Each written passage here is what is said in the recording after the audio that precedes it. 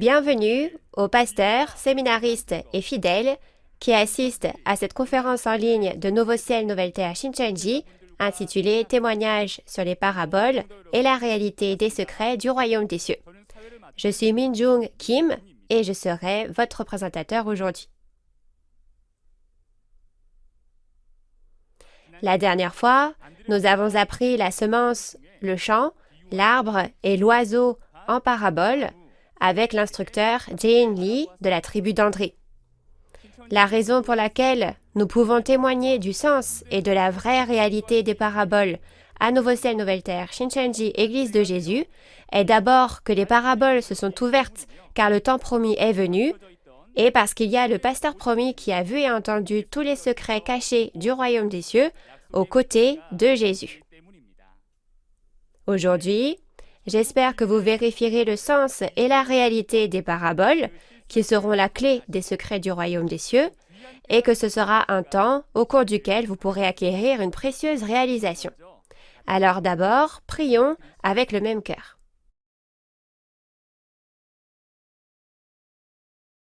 Dieu notre Père, véritable et très saint, nous vous rendons grâce et gloire de nous avoir permis d'organiser cette conférence en ligne de Nouveau Ciel, Nouvelle Terre Shincheonji, témoignages sur les paraboles et la réalité des secrets du royaume des cieux dans le monde entier. L'ère actuelle semble être un déluge de paroles, mais en réalité, c'est un temps de famine spirituelle et énormément d'esprits aspirent à la parole de Dieu. Dans une telle ère, nous vous remercions de nous avoir envoyé le serviteur fidèle et prudent, le messager de Jésus, pour nous donner la nourriture au temps convenable. Beaucoup de gens en ce temps sont venus ici parce que le royaume de Dieu leur manque et qu'ils veulent le connaître. Souvenez-vous-en et accordez-nous les yeux pour voir, les oreilles pour entendre et le cœur pour réaliser, afin que lorsque la précieuse parole de nourriture au temps convenable descend du ciel, ce soit un temps de grâce au cours duquel nous sommes touchés et que chacun réalise et rende grâce et gloire à Dieu le Père. Nous confions tout ce temps du début à la fin au Père et nous avons prié au nom de Jésus qui est mort sur la croix pour nos péchés. Amen.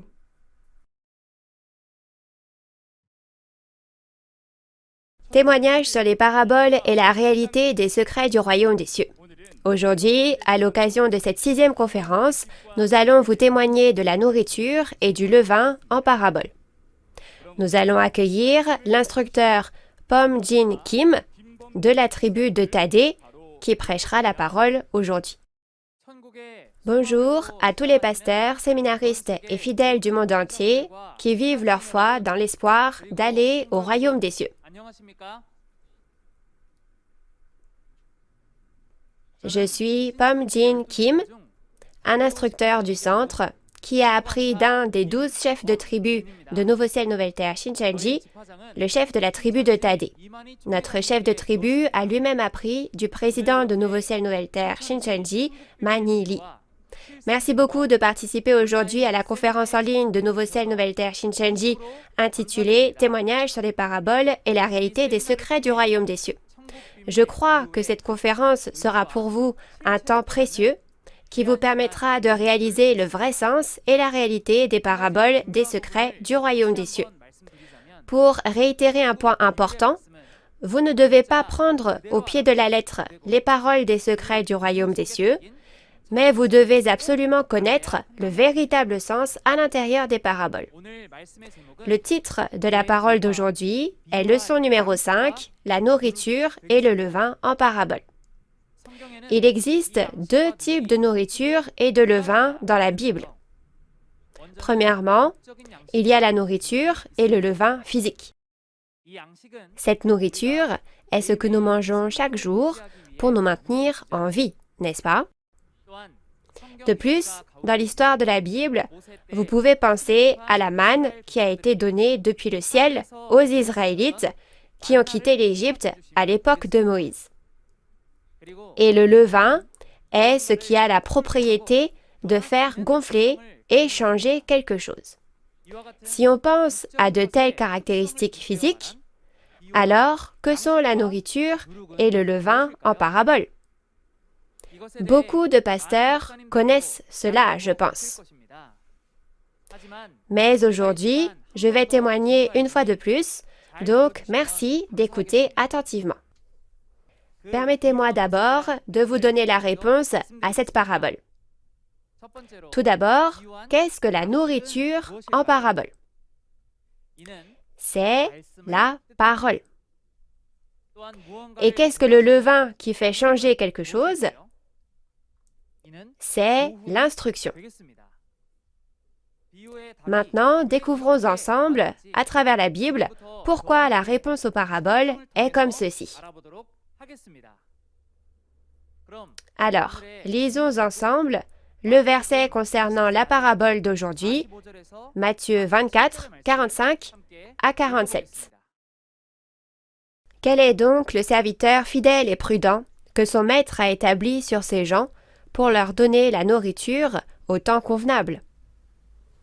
Heureux ce serviteur que son maître, à son arrivée, trouvera faisant ainsi.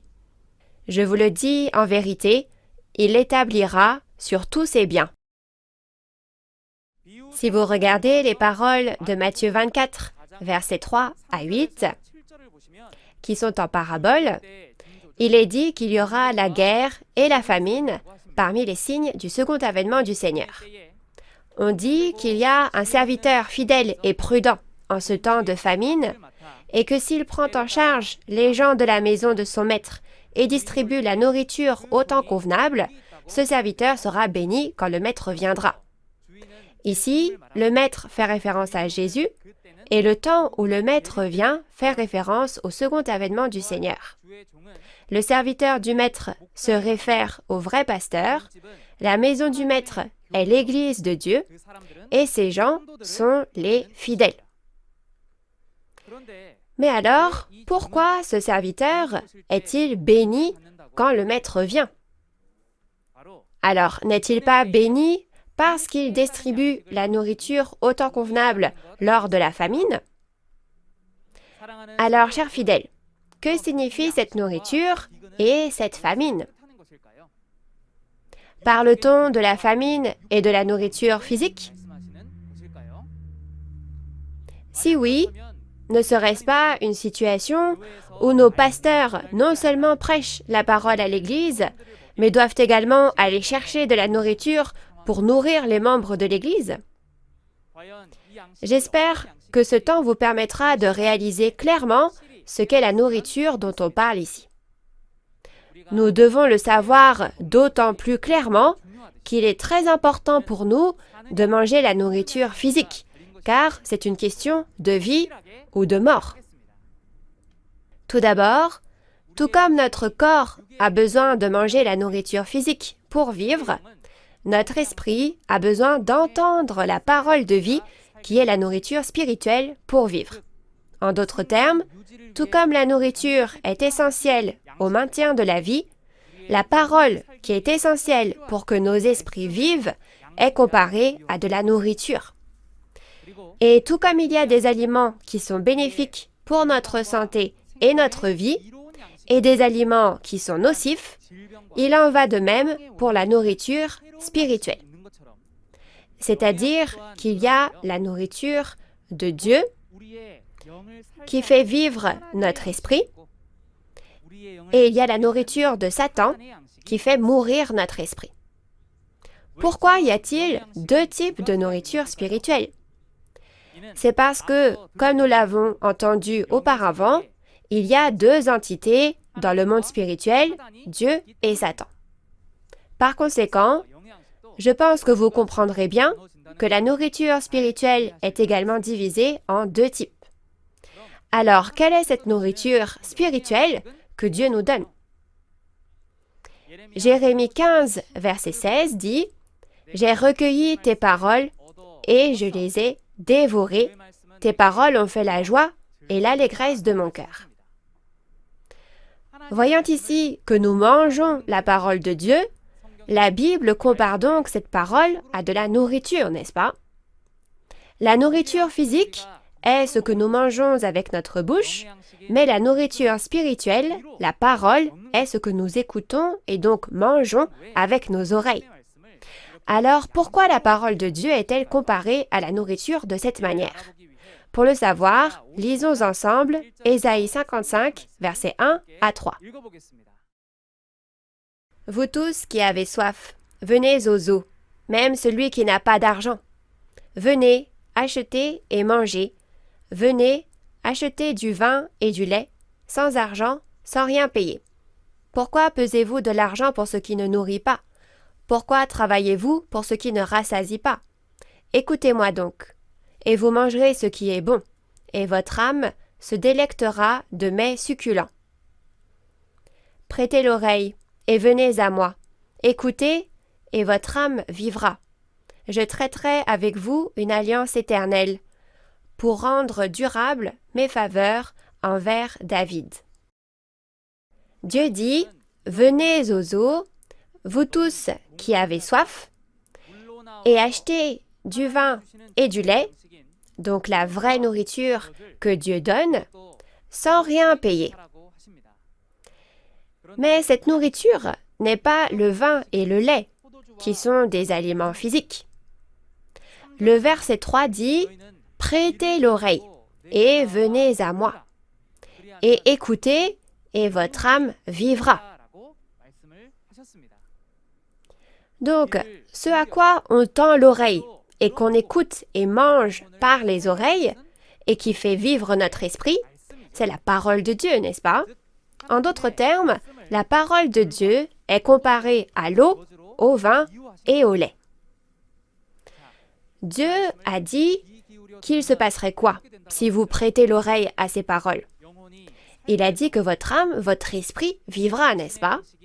Tout comme la nourriture physique fait vivre le corps, la parole de Dieu que nous écoutons et mangeons fait vivre notre esprit. C'est pourquoi la parole de Dieu est comparée à la nourriture. Alors, quelle était la nourriture de Dieu qui a fait vivre l'esprit des hommes au premier avènement de Jésus? Jetons un coup d'œil à la nourriture de vie au temps du premier avènement. D'abord, lisons ensemble les paroles de Jean 6, 48 à 51. « Je suis le pain de vie. Vos pères ont mangé la manne dans le désert et ils sont morts. C'est ici le pain qui descend du ciel, afin que celui qui en mange ne meure point. Je suis le pain vivant qui est descendu du ciel. Si quelqu'un mange de ce pain, il vivra éternellement, et le pain que je donnerai, c'est ma chair que je donnerai pour la vie du monde. » Jésus a dit, « Je suis le pain de vie, et vos pères ont mangé la manne dans le désert, mais ils sont quand même morts. Mais quiconque mange Jésus lui-même, soit le pain de vie, a la vie éternelle. » Et au verset 53 et ci-dessous, il est dit que nous devons manger la chair et boire le sang de Jésus pour avoir la vie éternelle. Mais comment pourrait-on manger la chair et boire le sang de Jésus? Alors cela signifiait-il littéralement boire le sang de Jésus et manger sa chair? Non, n'est-ce pas? Jésus ne parlait pas de chair et de sang, ni de nourriture physique. Mais il a dit qu'il n'y a de vie que lorsque nous écoutons les paroles de Jésus. Dans Jean 6, 63, il est dit « C'est l'esprit qui vivifie, la chair ne sert de rien. Les paroles que je vous ai dites sont esprit et vie. » De plus, au verset 68, l'apôtre Pierre confesse « Seigneur, à qui irions-nous? Tu as les paroles de la vie éternelle. » De cette façon, Jésus nous fait réaliser l'importance de la nourriture de l'esprit. Ainsi, Jean 6, 27 nous dit de ne pas travailler pour la nourriture qui périt, mais pour celle qui subsiste pour la vie éternelle. Si vous mangez cette nourriture, vous vivrez pour toujours, n'est-ce pas? De la nourriture qui permet de vivre éternellement. Cela vous fait-il penser à quelque chose? Oui. N'est-il pas dit dans Genèse 3, verset 22, que si vous mangez du fruit de l'arbre de vie, vous aurez la vie éternelle? C'est à travers cette nourriture que Dieu donne l'espoir de la vie éternelle que personne, en tant qu'être humain, ne pourrait atteindre. De la même façon, j'espère que nous réaliserons tous, une fois de plus, à quel point la nourriture de Dieu, la parole de vie dont on parle en parabole, est précieuse pour nous. Alors, quel type de nourriture de vie devrions-nous manger aujourd'hui? Examinons d'abord le pain quotidien dont Jésus a parlé dans le Notre Père. Dans Matthieu 6, verset 11, il nous est dit de prier « Donne-nous aujourd'hui notre pain quotidien ». Chers fidèles, qu'avez-vous pensé en mémorisant le Notre Père? N'avez-vous pas pensé à la nourriture de la chair? Moi aussi, quand je ne savais pas encore. Cependant, dans Matthieu 6, 31 à 32, il est dit que se préoccuper de quoi manger, quoi boire et demander de la nourriture physique, ce sont toutes des choses que les païens demandent. Par conséquent, Jésus dit de ne pas demander ce genre de nourriture physique, n'est-ce pas? Alors, quel est le pain quotidien que le Notre Père dit de demander? Est-ce de la nourriture physique? Non, bien sûr. Il nous est dit de demander la nourriture spirituelle.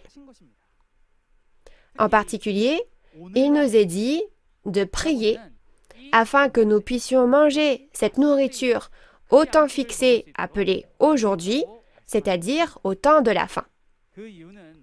La raison est que cette famine se produira au temps de la faim, comme dans Matthieu 24, qui est une parole en parabole. Alors, à quoi ressemblera cette famine au temps de la faim? Pour le savoir, lisons ensemble les paroles d'Amos, chapitre 8, verset 11. « Voici, les jours viennent, dit le Seigneur, l'Éternel, où j'enverrai la famine dans le pays, non pas la disette du pain et la soif de l'eau, mais la faim et la soif d'entendre les paroles de l'Éternel. » Amos 8, 11 a prophétisé qu'une famine viendrait sur le pays. Cependant, ce n'était pas une faim par manque de nourriture ou une soif d'eau par manque d'eau, mais une famine de ne pas entendre la parole de Dieu, c'est-à-dire une famine spirituelle. Tout comme la nourriture en parabole était la nourriture spirituelle, cette famine qui surviendra au temps de la faim est aussi une famine spirituelle. Mais quand on y pense, n'est-ce pas étrange? La parole de Dieu, qui est la nourriture spirituelle, s'est diffusée de plus en plus dans le monde au fil du temps. Si vous allez dans une librairie chrétienne aujourd'hui, vous pouvez trouver de plus en plus de nourriture spirituelle. Alors pourquoi est-il dit que la famine arrive? La raison peut être vue dans les paroles d'Ésaïe 29, 11 à 13. Il est dit que cette vision, soit cette prophétie, est comme les mots d'un livre cacheté, que personne ne peut comprendre, les savants, ceux qui savent lire, comme les ignorants, ceux qui ne savent pas lire. Il est aussi dit que ce peuple s'approche de Dieu et l'honore avec ses lèvres, mais son cœur est éloigné de Dieu. Résultat, ils enseignent et apprennent seulement avec les commandements des hommes et non de Dieu. De plus, selon les paroles d'Apocalypse 5, 1 à 3, le livre prophétique représentatif du Nouveau Testament, il y a un livre dans la main de Dieu et il est scellé de 7 sceaux. Le problème est que personne au monde n'a jamais ouvert ni regardé ce livre. Quel est donc ce livre scellé? Ce sont précisément les paroles de l'Apocalypse de Jean, scellées de 7 sceaux, qui ont été prêchées pendant 2000 ans en parabole. Alors, comment avons-nous vécu notre foi jusqu'à présent? N'étions-nous pas comme dans une nuit noire parce que nous ne connaissions pas la volonté de Dieu? Ainsi, de nombreuses théories et commentaires créés par les pensées humaines abondent. Et au milieu de cela, n'avons-nous pas peut-être pratiqué une foi aveugle? Dans ce cas, ne pouvons-nous pas dire qu'aujourd'hui est un temps de famine spirituelle? Alors, que devrions-nous faire en période de famine spirituelle? Ne devrions-nous pas chercher et demander la nourriture que Dieu donne en ce temps-là? Encore une fois, revoyons le point principal de la parabole de la référence d'aujourd'hui. Premièrement, quel genre de nourriture, soit de parole, est la parole au temps convenable que les fidèles doivent manger au temps du second avènement du Seigneur dans Matthieu 24? Et deuxièmement, qui est ce vrai pasteur, le serviteur fidèle et prudent, qui distribuera cette nourriture? C'est ce que nous devons absolument savoir. Premièrement, comme dans Matthieu 24, verset 7, en période de famine spirituelle, la nourriture au temps convenable est donnée et nous devons absolument la manger. Comme nous l'avons vu dans la Bible, cette dernière est divisée en histoire, instruction et prophétie. Parmi ce contenu, la parole qui s'accomplit à un temps donné est précisément la prophétie. La nourriture donnée au temps convenable est la parole qui témoigne de la prophétie et même de la réalité qui s'accomplit selon la prophétie lorsque cette dernière s'accomplit. Au temps où la prophétie s'accomplit, ne devrions-nous pas écouter et savoir ce qui s'est accompli? C'est ce que nous appelons la parole révélée. Révélation signifie ouvrir et montrer en caractère chinois. En d'autres termes, la prophétie qui a été scellée en parabole est maintenant accomplie et la réalité est apparue, donc ce n'est plus un secret, mais la parole ouverte est témoignée. Nous devons savoir que ces paroles sont la vraie nourriture que nous devons manger pour être sauvés aujourd'hui. Cette nourriture est aussi le pain quotidien que nous devons demander aujourd'hui, comme mentionné dans le Notre Père. Ensuite, découvrons qui est le serviteur fidèle et prudent qui distribue la nourriture au temps convenable. Pour le savoir, lisons ensemble Apocalypse chapitre 2, verset 17. Que celui qui a des oreilles entende ce que l'Esprit dit aux églises. À celui qui vaincra, je donnerai de la manne cachée, et je lui donnerai un caillou blanc, et sur ce caillou est écrit un nom nouveau que personne ne connaît, si ce n'est celui qui le reçoit. Dans Apocalypse 2, verset 17, lors de l'accomplissement de l'Apocalypse, Jésus a promis de donner la manne qui était cachée à celui qui vaincra. La manne qui était cachée est la nourriture, c'est-à-dire la parole. Jusqu'à présent, elle était scellée. Ce sont les paroles des secrets du royaume des cieux cachés en parabole. Aujourd'hui, alors que la prophétie de l'Apocalypse s'est accomplie et que la réalité est apparue, la parole scellée a été ouverte. Elle était cachée en parabole, puis elle s'est ouverte. Nous pouvons donc l'appeler la parole révélée. Et c'est aussi la nourriture au temps convenable que Dieu donne à l'époque de Matthieu 24. Mais à qui Jésus a-t-il donné cette nourriture? Elle est donnée à celui qui vaincra. Alors, qui est ce vainqueur? Qui a-t-il combattu et vaincu? Comme vous l'entendrez plus en détail plus tard, cela fait référence à celui qui a combattu et vaincu le groupe de Satan. Et le vainqueur reçoit la manne qui était cachée et la mange. Cette manne n'est-elle pas la nourriture qui descend du ciel? Cependant, en regardant les paroles d'Apocalypse 10, il y a un livre ouvert venant du ciel, et nouveau Jean qui reçoit ce livre et le mange. Alors, ce nouveau Jean, ne serait-il pas le vainqueur qui reçoit et mange la manne qui était cachée?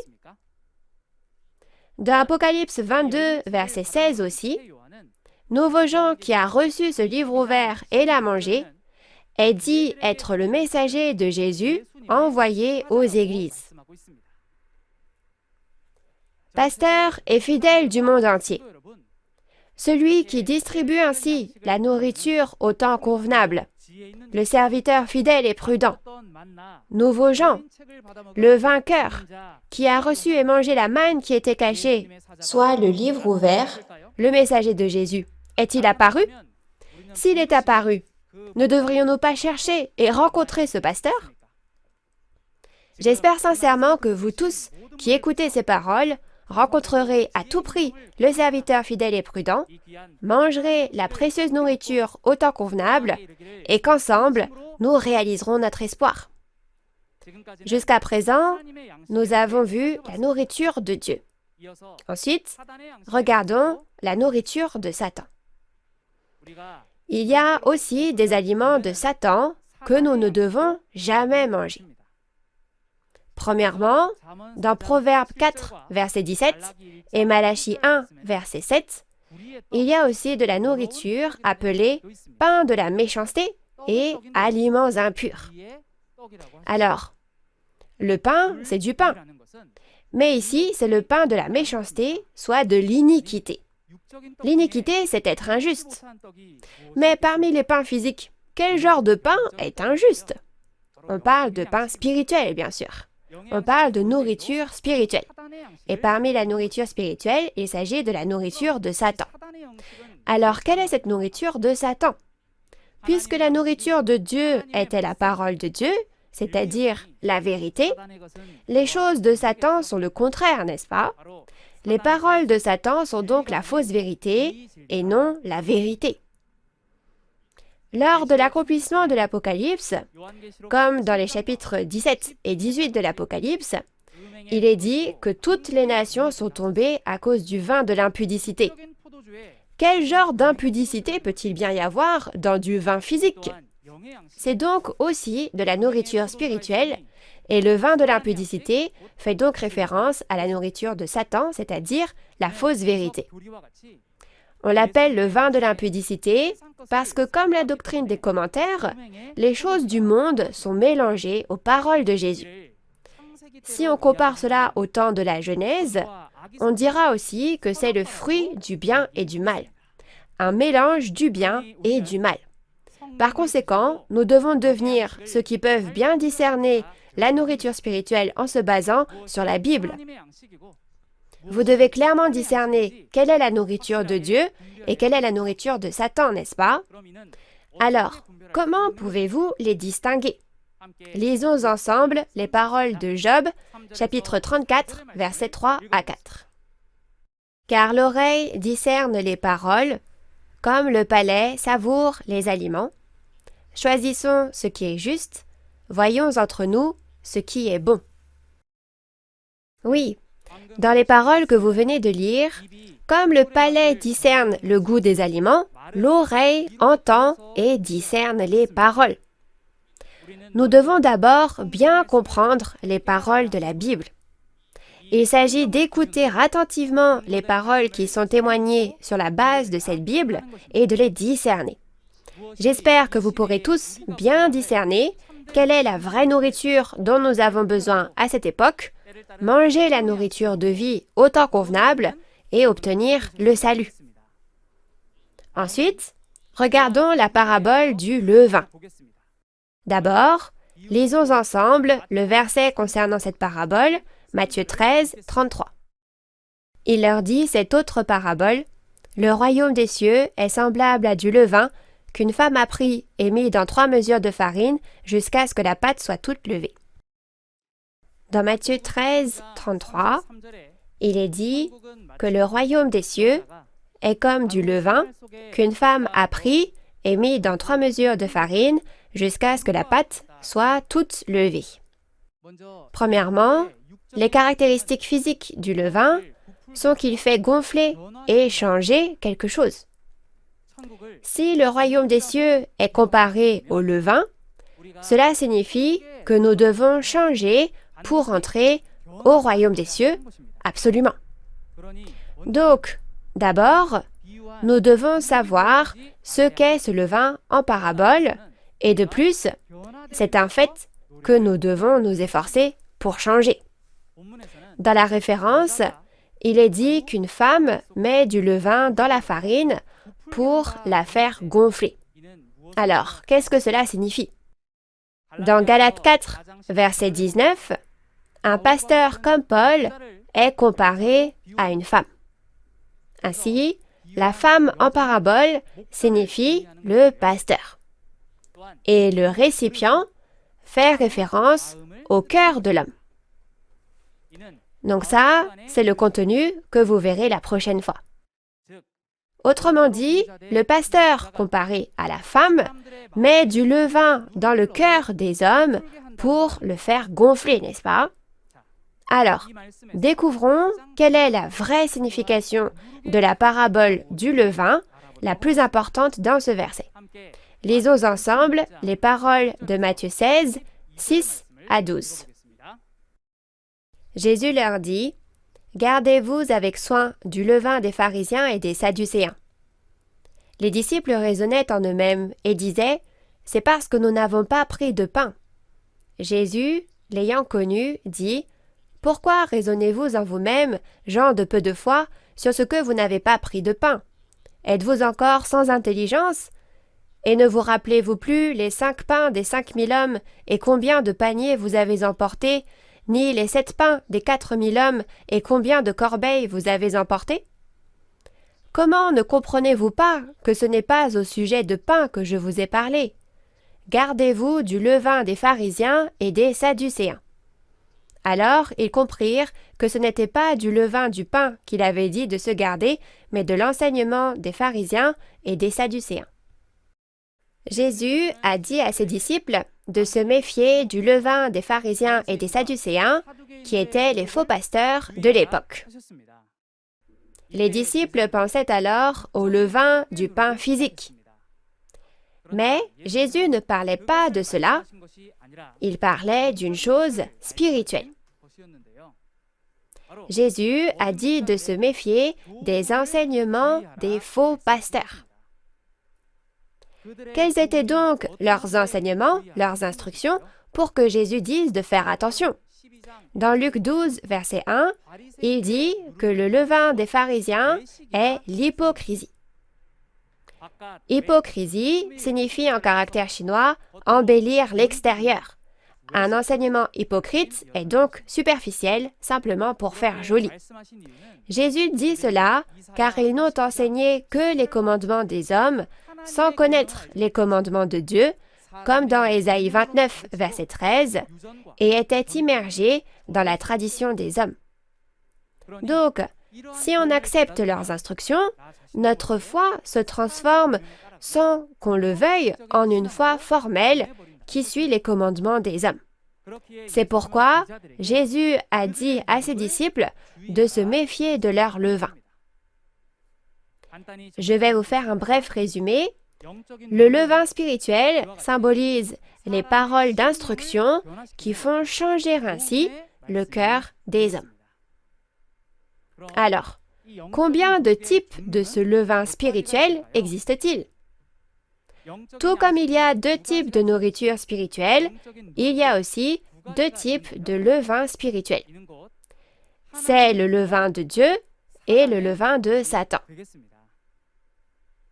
Le levain de Dieu transforme nos cœurs à la ressemblance de Dieu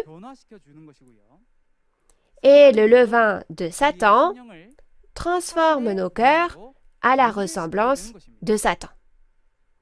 À partir de maintenant, vérifions ces 2 types de levain dans la Bible.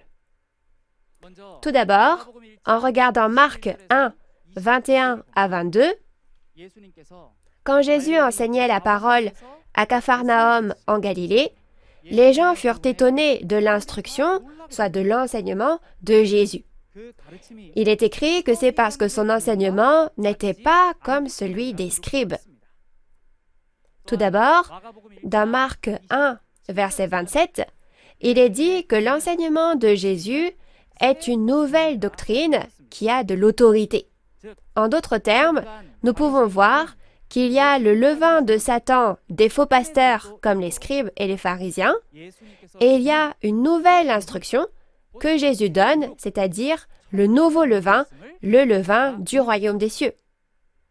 Le levain de Satan est aussi appelé levain de malice et de méchanceté, comme dans 1 Corinthiens 5, verset 8, et on dit aussi qu'il s'agit de vieux levain. C'est-à-dire que c'est une instruction, une doctrine enseignée par les commandements des hommes, ancrée dans la tradition et ce qui a été passé de génération en génération. Puis dans Éphésiens 4, 21 à 24, il est bien expliqué comment et en quoi nous devrions être transformés.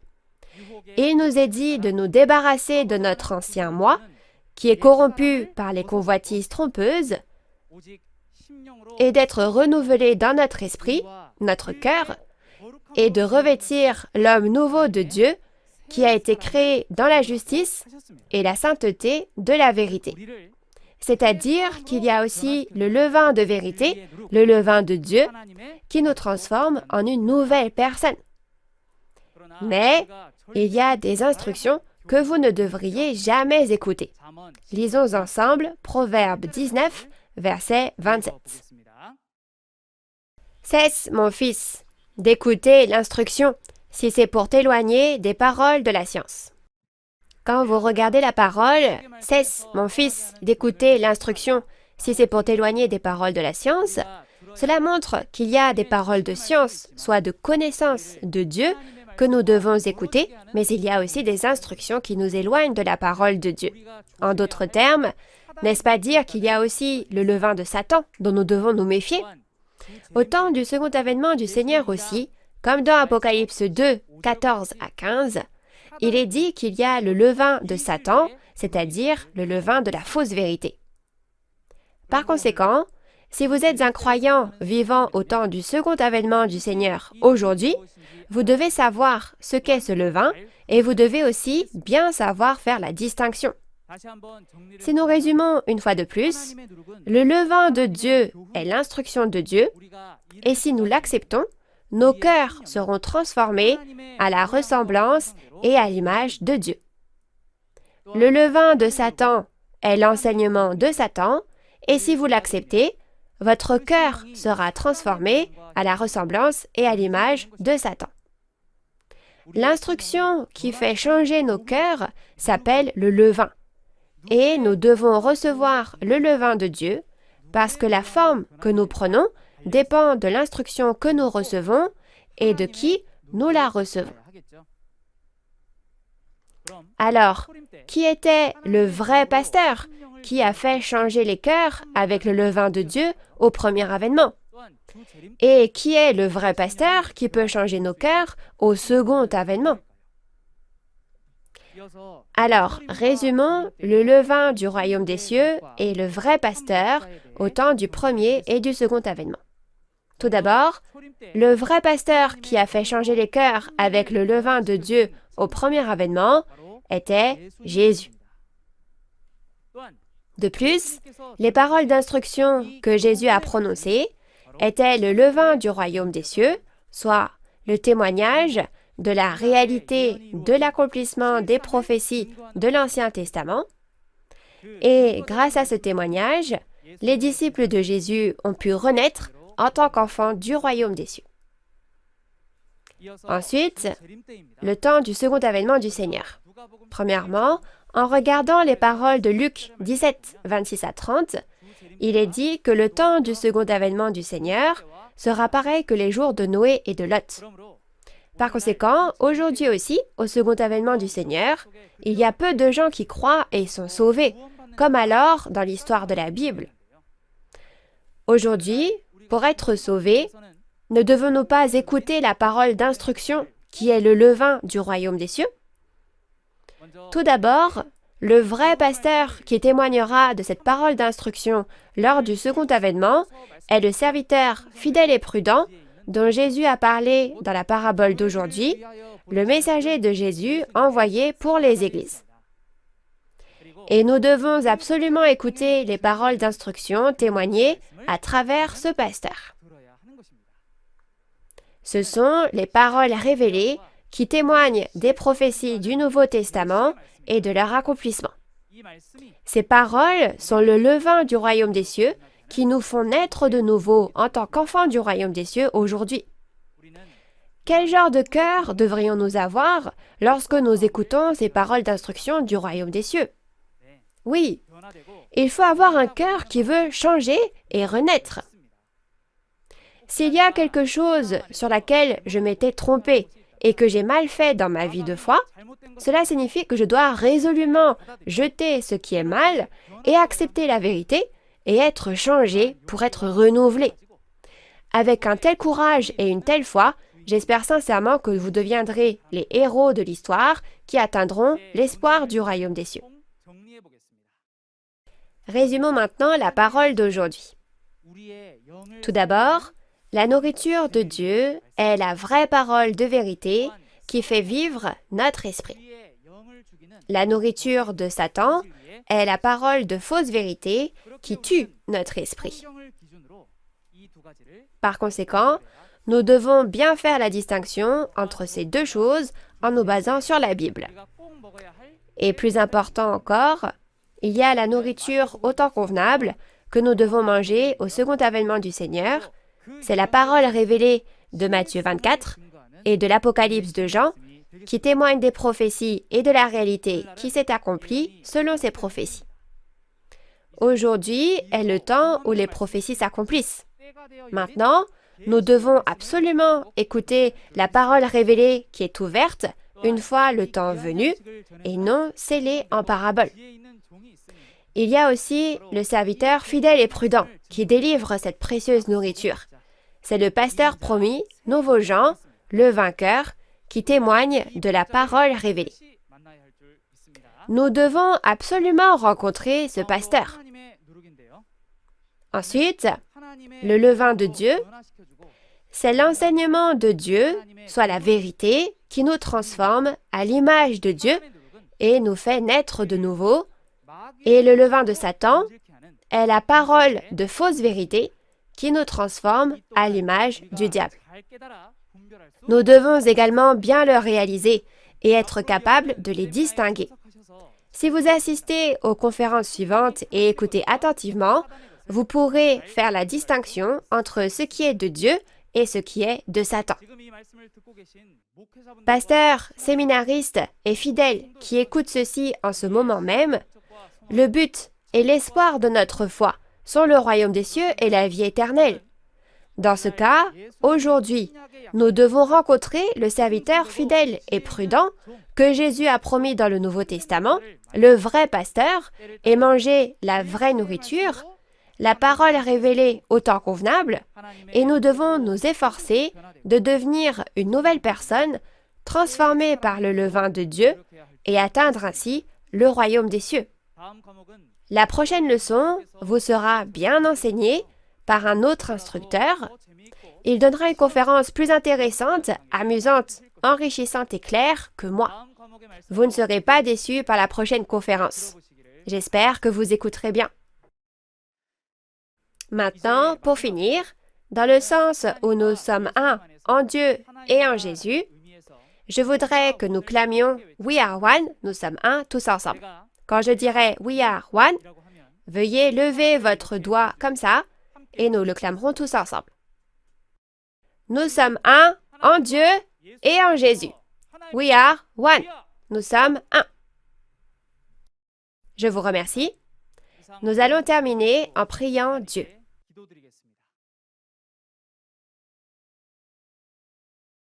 Dieu notre Père, envers qui nous sommes reconnaissants, nous vous remercions de nous avoir fait naître en ce temps précieux aujourd'hui et de nous avoir permis de vivre grâce à la parole révélée au temps convenable à travers le serviteur fidèle et prudent promis dans la Bible. Satan, le diable, essaiera de nous tromper avec ses propres choses pour interférer avec l'œuvre de Dieu, mais s'il vous plaît, Aidez-nous à bien réaliser la Bible de Dieu et à faire la distinction afin que nous puissions tous devenir la possession de Dieu. Nous prions aussi pour être changés par les instructions de cette précieuse parole comme du levain donné à travers le vrai pasteur aujourd'hui et aidez-nous à renaître selon la forme et l'image parfaite de Dieu. Veuillez être avec nous au cours des conférences en ligne restantes et aider de nombreuses personnes à y assister et à recevoir une grande grâce. Nous vous remercions pour toutes choses et nous prions au nom de Jésus. Amen. Merci d'avoir écouté jusqu'au bout.